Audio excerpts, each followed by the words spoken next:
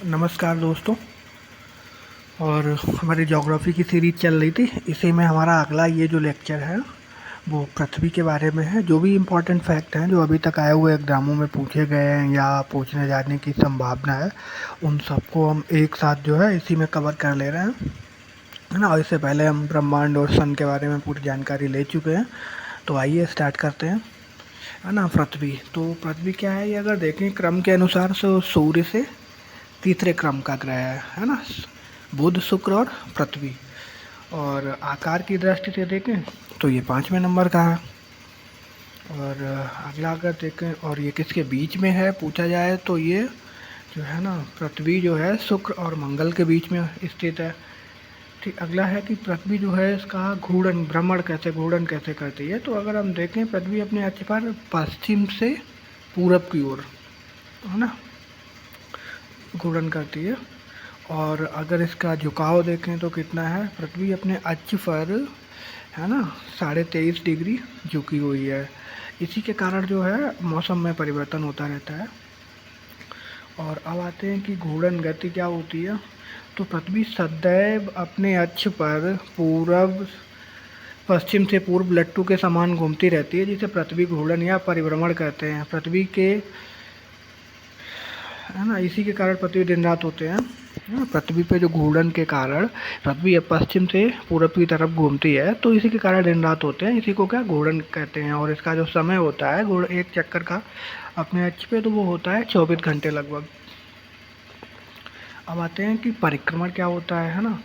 तो या वार्षिक गति भी इसी को बोलते हैं। और तो परिक्रमण वो होता है जो पृथ्वी सूर्य के चारों ओर चक्कर लगाती है ना। तो एक चक्कर लगाने में कितना समय लगता है, लगभग भाई 365 दिन, यानी 1 साल लग जाता है।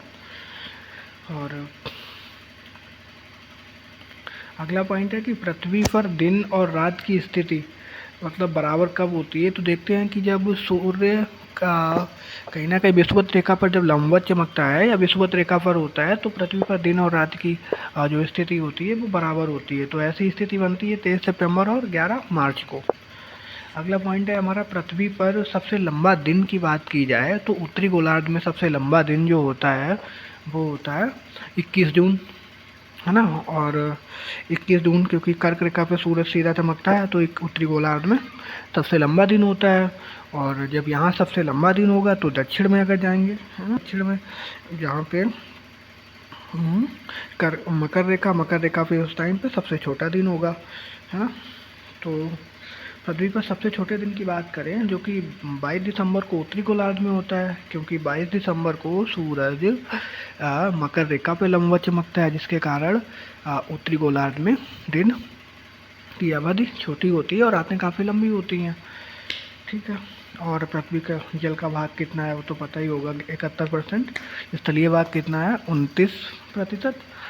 पृथ्वी का औसत घनत्व की बात करी जाए तो ये है, यहाँ पे गलत टाइप हो गया है, 5.52 है ना, 5.52 घनत्व के साथ, पानी के घनत्व के सापेक्ष है।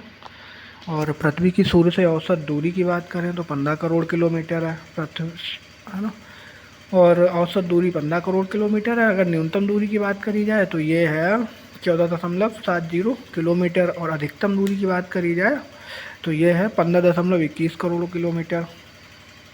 और सूर्य से पृथ्वी तक प्रकाश को पहुंचने में समय जो लगता है वो लगभग 500 सेकंड, यानी 8 मिनट 20 सेकंड समय लगता है। चंद्रमा से पृथ्वी की दूरी की बात करी जाए या पृथ्वी से चंद्रमा की दूरी की बात करी जाए तो ये है 3,84,000 किलोमीटर। समुद्र तल से स्थल की सर्वाधिक ऊंचाई की बात करी जाए, यानी सी लेवल से, और पृथ्वी पर सबसे ऊंचा स्थान क्या है ऊंचाई, तो माउंट एवरेस्ट की है 8,848 मीटर। और सबसे गहराई की बात करी जाए, है ना, समुद्र तल से, तो ये मैरियाना ट्रेंच है। ठीक है। और देखते हैं अगला पॉइंट है हमारा, भू की जो प्रॉपर्टी है, यानी भू की ऊपरी परत पर ऑक्सीजन की मात्रा लगभग 46.80% है ना। पृथ्वी तथा सूर्य के मध्य अधिकतम दूरी की बात करी जाए जो कि है 15.21 करोड़ किलोमीटर। तो ये कब होती है, होती है 4 जुलाई को, यानी अपसौर के दौरान। और सूर्य और पृथ्वी के मध्य न्यूनतम दूरी की बात करी जाए तो ये 3 जनवरी को होती है ना। तो ये उपसौर के टाइम पे होती है।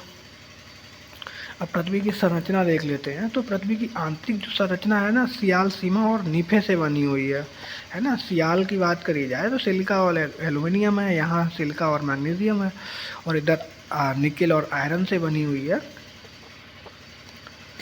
पृथ्वी का सुरक्षा वाल्व किसे कहा जाता है, तो ज्वालामुखी को कहा जाता है।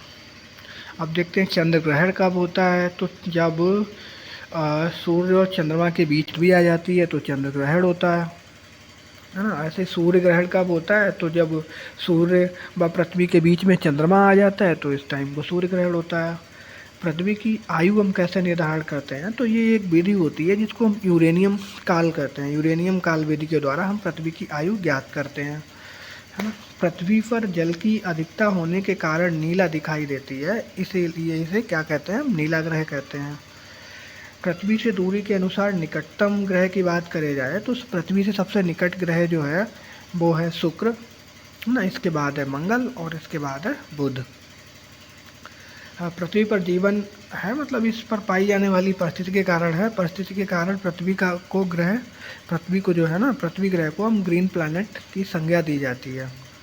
और अंत में बात करते हैं कि पृथ्वी दिवस कब मनाया जाता है, तो पृथ्वी दिवस 22 अप्रैल को मनाया जाता है।